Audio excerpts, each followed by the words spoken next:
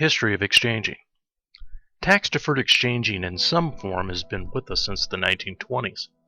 However, the difficulty associated with completing an exchange up until the late 70s was related to those issues which arose around having to complete every transaction simultaneously.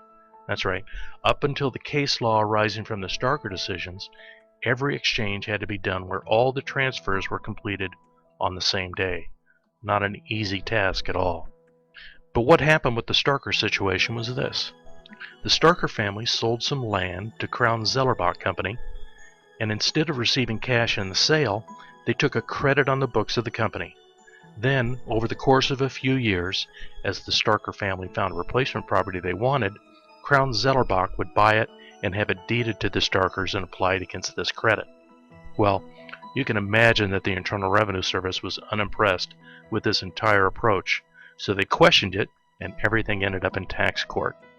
But interestingly enough, what arose from the proceedings was that the delayed exchange concept was upheld. Granted, not all of the Starker transfers were found to be compliant, but enough were so that for the period between the Starker case law rulings and 1984, delayed exchanges could actually be completed legitimately in the circuit which heard the case.